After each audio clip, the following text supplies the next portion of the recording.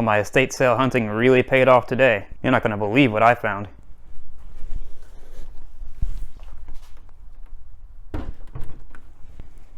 This is an IBM EduQuest Model 45. I cannot believe I found an EduQuest at a local estate sale. I have wanted one of these forever, and they seem like they're exceptionally rare.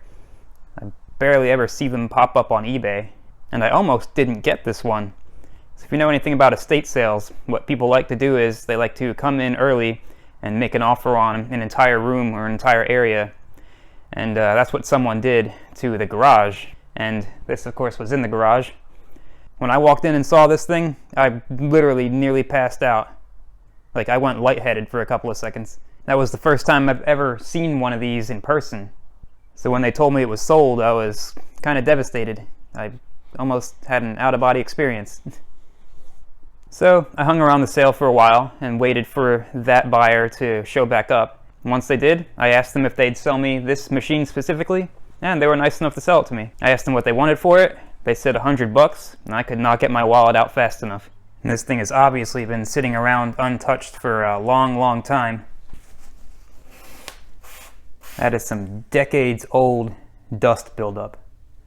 The only real problems I see so far are these cracks around the corners of the CRT. There's probably not a whole lot we can do about that. What I'll probably do is just take it all apart, and on the back side I'll reinforce those spots with some fiberglass or something, just to stop these cracks from getting any worse. And on the back side it has a label where it shows the school district which liquidated this machine. I blurred out all the sensitive info just to protect the innocent. But you can see they purchased it in 2005 for $5. And this is a local school district, so this is a local machine. So it's from the area. It probably spent its entire life in this county. But as cool as it is to have this provenance, I do want to take this label off, because I want to see the information that the manufacturer's label has on it.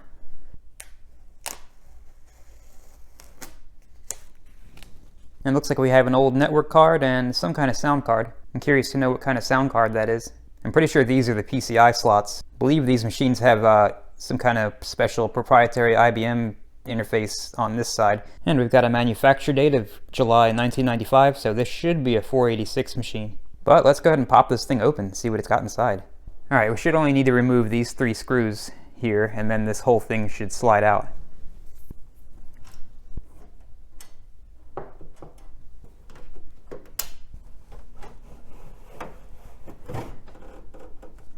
I can already tell we gotta disconnect this thing because it looks like it's not long enough. There's probably a few other connectors.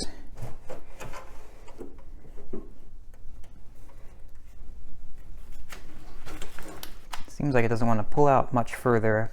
There's probably some locking tabs. Yeah, it looks like this here on both sides. And let's go ahead and disconnect this.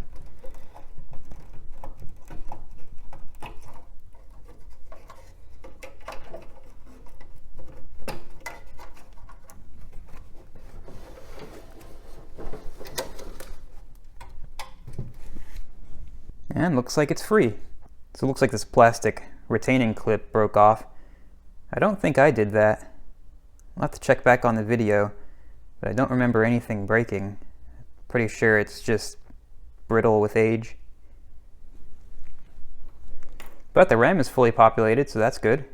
And for the first peripheral card, looks like it's an IBM Etherjet. So that's cool, it's an original IBM card. Let's go ahead and pop that thing out.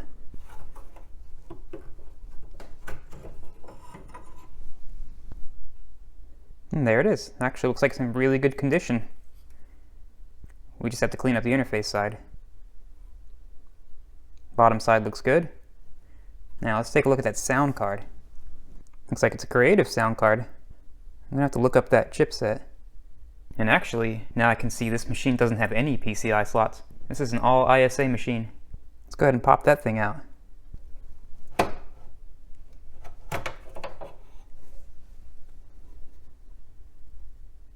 Looks like it's also in really good condition.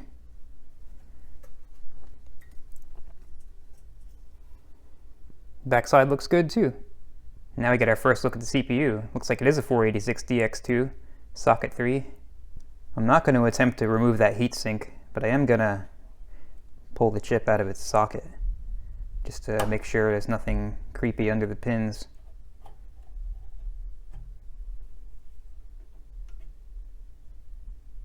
And looks good. So let's go ahead and put that back in.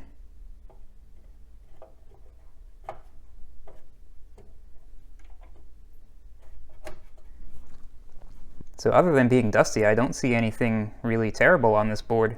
I don't see any corrosion or any burn spots or anything nasty. This thing might be good to run. However, this machine being what it is, we definitely want to make sure the power supply is good before we even attempt to give it any power. Now this machine does have a proprietary power connector. However, helpfully it gives you all the voltages printed right on the circuit board there. So that's going to make it really easy to test. And there's no signs of corrosion on the bottom side of this tray, so I'm really happy about that. So let's take a look at the hard drive. I want to make sure that's in there. Alright, I'm guessing since this IDE cable is here that the hard drive lives behind this shielding. So let's go ahead and pull that out. Let's see what it looks like. Looks like we've got a single screw here. And that looks like a hard drive. But you know what, I'm just going to leave it in there for now. I really want to see this thing boot. So let's go ahead and check out that power supply. Alright, in order to get access to the power supply, I'm going to have to take off this entire back section. And that of course means I'm going to have to remove these two plastic covers over what I presume are screws. And I'm going to have to be super careful doing that because if I break those, I'm pretty sure I'm not going to be able to find any replacements. Alright, I'm just going to use this X-Acto knife blade. Just try to get on the side.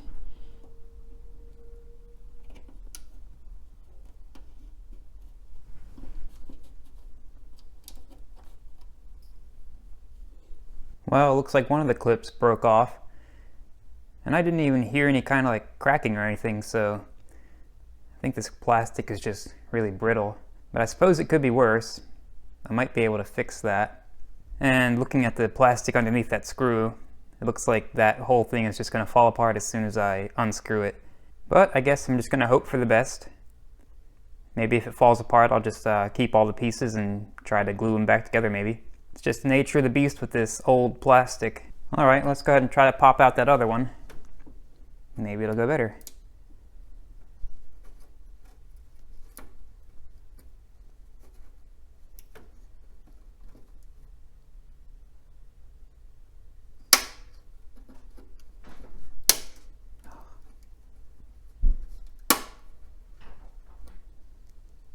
Well, that didn't go any better. These plastic tabs just have no give whatsoever. They're supposed to be able to flex in a little bit in order to allow the piece to pop out, but these just have no flexibility whatsoever. But I'll just keep all the bits. Maybe I'll be able to fix them. Alright, it's time to see if this plastic falls apart when we remove these screws.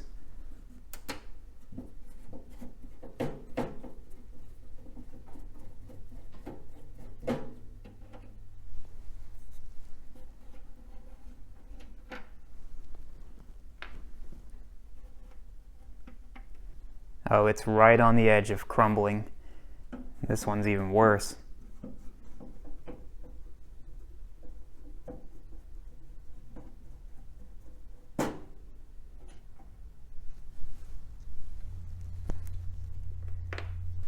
Let's just go ahead and extract that broken piece, or broken pieces.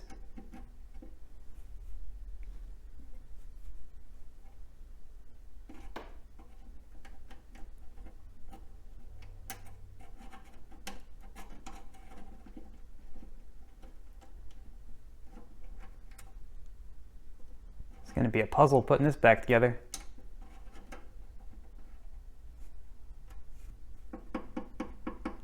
Alright, everything else seems solid. Alright, I removed the rest of the screws. I just had these two remaining on the back panel. Now hopefully this whole thing should just lift right off. Hopefully in one piece.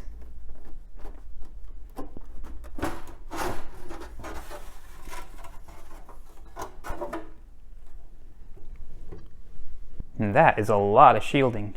I'll go ahead and pop this panel off. I'm pretty sure this covers the CRT board.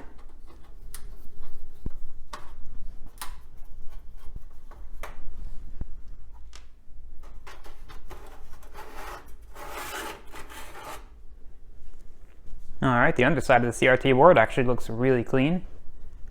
Alright, here's the top side of the machine. You can see we got all of our adjustment pots available through this slot.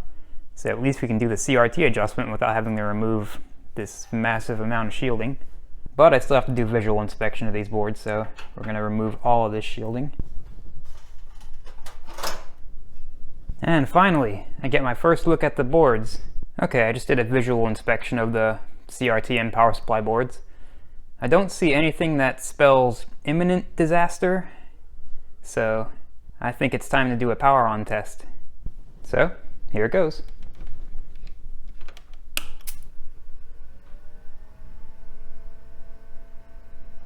Okay, and here high voltage. Don't see any smoke yet, maybe.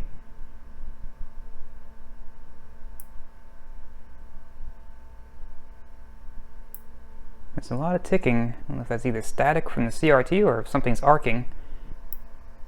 I don't smell anything burning, so let's go ahead and flip this thing up and see what the CRT is doing. Alright, here goes power on test number 2.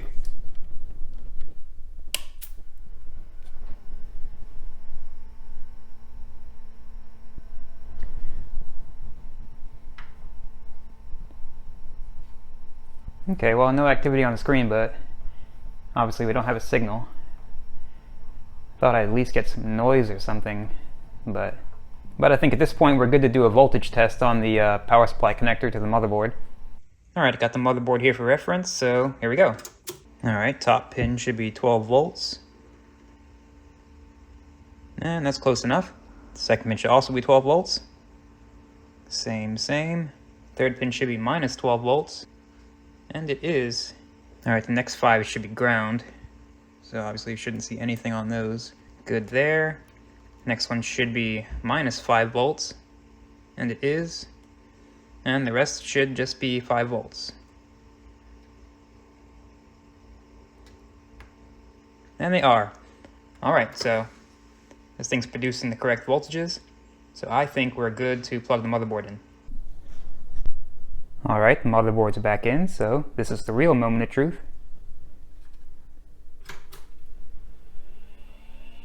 Drive's got power. Look at that! Got a signal.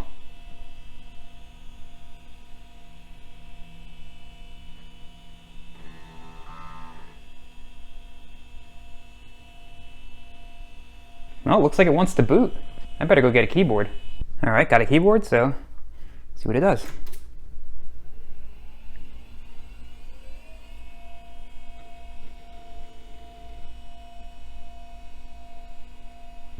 No, it's not happy about something. It's just complaining about drive B. I don't even know how this thing would have a drive B. Let's go to the setup. Okay, yeah, obviously lost the CMOS configuration. Things have been off for 2 decades probably. Let's see, fixed disk 1. Let's see if it's got an auto detect. Okay, there it is, auto detect. Save and reboot.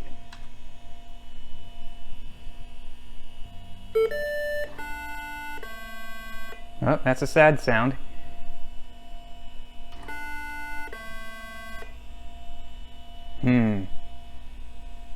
I wonder if that hard drive is not functional. Let's go back to setup. It did auto detect it. Okay, well I don't see anything else in settings that would be stopping it from booting. Unless it's not auto detecting correctly. I might have to pull that hard drive out and read what its actual parameters are. Let's set BPIO to automatic. Maybe that'll do it.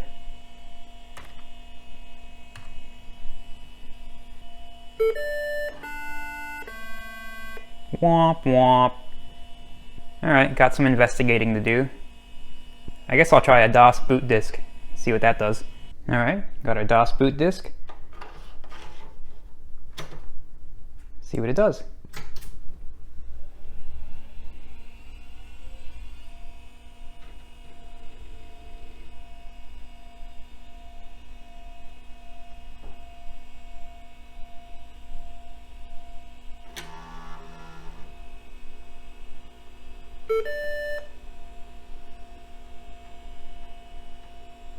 Hey, it's booting.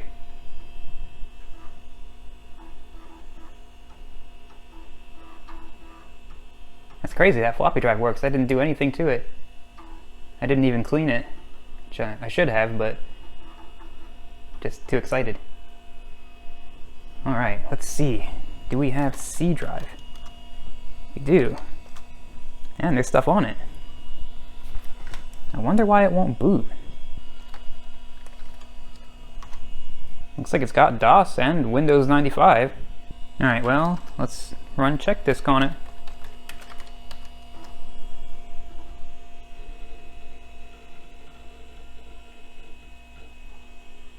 I mean, it works. It doesn't say it's got any bad sectors or anything. At least that it knows about. And this thing was reinstalled in 2005. That's the same date that was on that sticker I removed from the back. Okay, well, now we gotta figure out why it won't boot to the hard drive. Okay, according to fdisk, the partition is fine. It's a primary DOS partition and it's active. Okay, there's gotta be something in the CMOS settings stopping this thing from booting. But at least we confirmed that this thing pretty much works.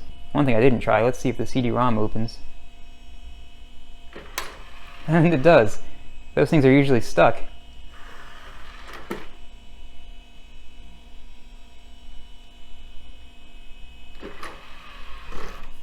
I gotta see if it'll read a CD.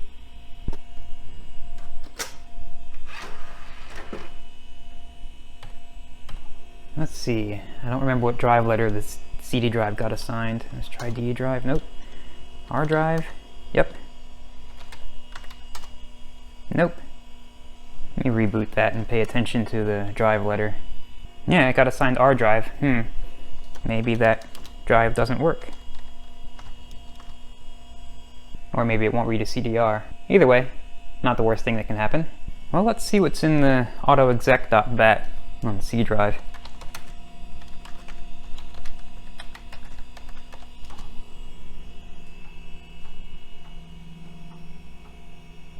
Alright, looks pretty standard. See, it's got the Sound Blaster driver, so that's good. It definitely looks like Windows 95. Alright, I've got to get this thing to boot from the hard drive. Okay, apparently I'm either blind or just way too excited because it's not even set to boot to the hard drive. So let's fix that. Fix disk. Diskette. Now, save.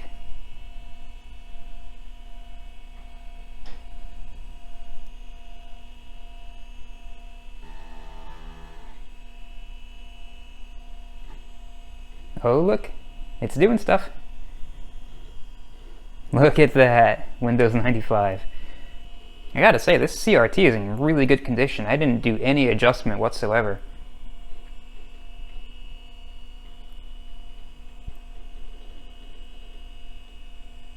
Alright, I guess it's time for me to go find a mouse.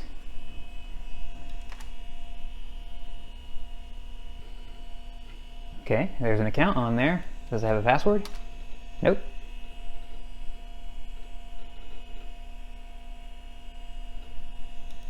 Okay.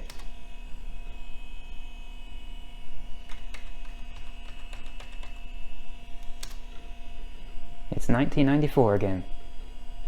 Alright, well that worked. We are in Windows 95. It looks like this thing is pretty blank. Alright, well let's shut this thing down and go get a mouse.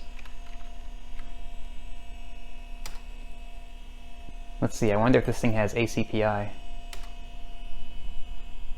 I doubt it. Indeed it does not. Haha, I haven't seen that in forever.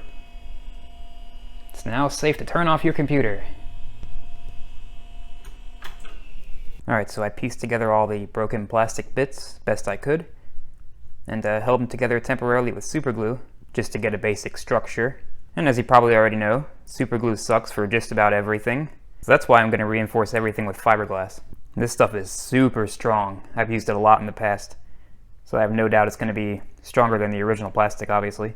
Alright, so I cut a couple of squares out, roughly the size of the plastic that we want to recreate. I'm mostly reinforcing the bottom, but I also want to try to reinforce the top side too. Alright, I got the fiberglass repairs completed on the underside. They're not the prettiest repairs, but they're super strong, and they fit like a glove. And that's all that matters to me, since these are on the inside of the machine and nobody's ever going to see them. Okay, apart from inspecting the power supply and CRT boards, the other reason I wanted to take this thing apart is because this thing is so incredibly dirty that any superficial cleaning is just going to be almost useless. And this thing needs a proper bath. And all I'm going to use for that is just some Dawn dish soap and warm water.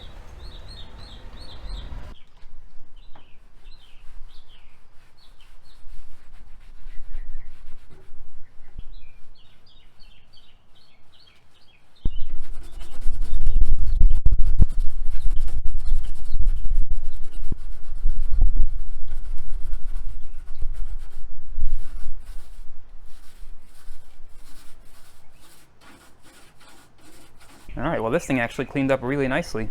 There's a few little stains here or there that I might have to go over with something a little stronger, but overall I'm more than happy with how it turned out. I also reinforced the top side of the tabs just for extra strength. And all that's left to do is just drill the screw holes. And now these tabs will be stronger than ever. Now about these cracks at the corners of the CRT, I was hoping they'd be more readily accessible from the backside, but it looks like those are going to require complete disassembly of the CRT and power supply and everything. I think I'm gonna put that off to a later date. Once this thing is set up in my computer room, it's not gonna be moving around for a good long time. Alright, everything went back together perfectly fine. No fitment issues due to the fiberglass, and the screws tightened down just fine, so we're good to go. Now I just need to fix the little screw covers that broke. And for those, I've just used this gel type super glue. I like this stuff a lot better than regular super glue because it's not all messy. The regular super glue is like really runny and it gets everywhere. This stuff's a lot easier to apply, and because it's a gel, it stays where you put it. We're going to use the super glue to hold the broken tabs in place, and then we're going to reinforce it with some JB Weld. Alright, got the tabs reinforced with the JB Weld. Everything is cured, they're super strong, now they're ready to be reinstalled.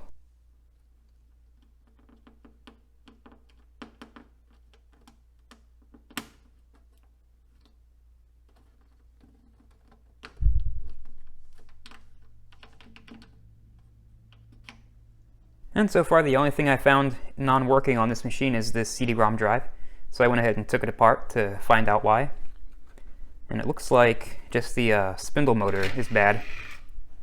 So we'll put a disc in there. You can see it doesn't even attempt to spin the disc. But that's no problem. I don't even care because this is not even the original CD drive for this machine. This CD drive is from a compact. So I just swapped in a generic IDE CD-ROM drive. This faceplate pretty closely matches the color of the rest of the system, so it'll fit right in until I find the original part for this machine. If anybody happens to know the part number for the original CD-ROM drive for these machines, please let me know. And I swapped out the CMOS battery for a fresh one. This machine just takes a regular old CR2032. And at this point I am done with the inside of this machine, so we can start putting it back together now. Alright, so I've had this machine running for a few hours now. As you can see, my little niece and nephew created a custom background in MS Paint. So this machine is right back on its original mission of interacting with kids. They love seeing these old machines come back to life just as much as I do. I even had to get the Model M keyboard and the PS2 mouse just to complete the 90s IBM experience for them. And just from poking around inside Windows, this looks like just a blank, generic install of Windows 95. I don't think this is the original EduQuest software that this machine might have came with. I could be wrong about that, but I don't see anything EduQuest specific in here. But I'm still going to take an image of this hard drive, just in case. But this machine is running perfectly, so it's good to go. Well, I've had this machine for about a week now. I'm very happy to finally have an all-in-one in the IBM aesthetic. I just think it looks a lot better than the compact CDS524 that I have. That's my only other all-in-one machine.